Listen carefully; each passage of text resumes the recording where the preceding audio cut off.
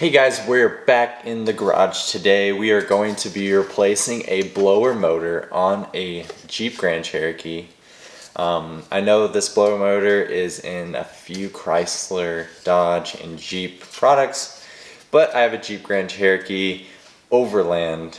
I'm not entirely sure if all the Grand Cherokees have this style of blower motor, but if you do have this part number, yes, PM9353, then you'll have the same style of blower.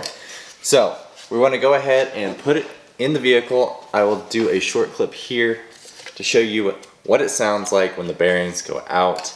It still blows air at every increment of 1 through 7, but it makes a very, very noisy sound, which is annoying while we're on the roads.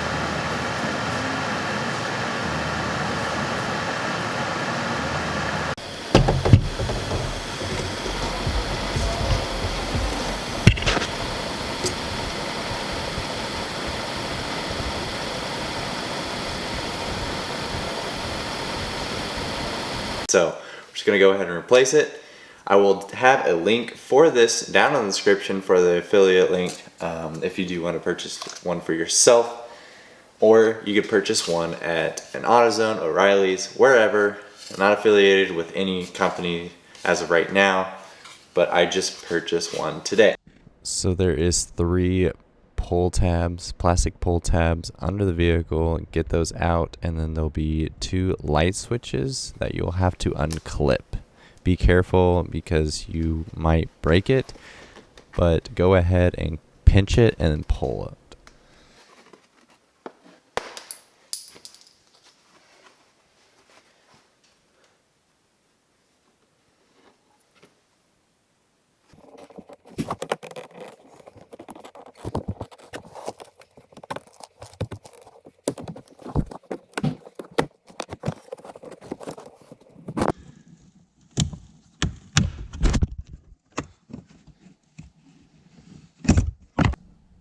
So once you're on the step, go ahead and pinch those clips and pull them out. They just sit there and dangle. If you want to put them out of the way, you can. There'll be a lot of slack on them. And then you want to go ahead and find the blower motor. It's fairly easy to find. It's about 4 to 6 inches big. Go ahead and unplug that white plug. It's just electrical plug. It's very taut, so do keep that in mind. You want to go ahead and unplug it before you unscrew it. Once you get those screws unscrewed, you want to go ahead and drop it out, replace it, and it should be good to go.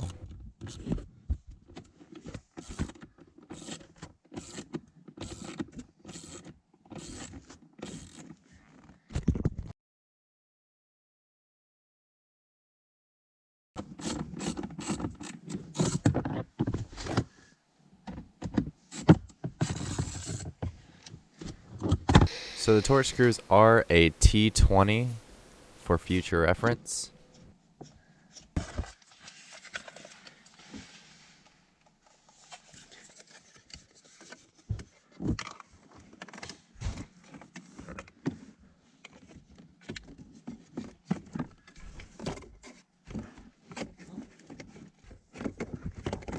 So when you're reconnecting the blower motor, go ahead and hand tight the torque screws, and then go ahead and plug in the electrical plug.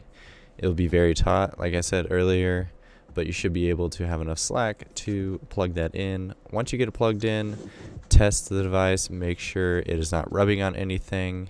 Mine did rub, so I had to loosen one of the torque screws a little bit, and then I was able to have no noise.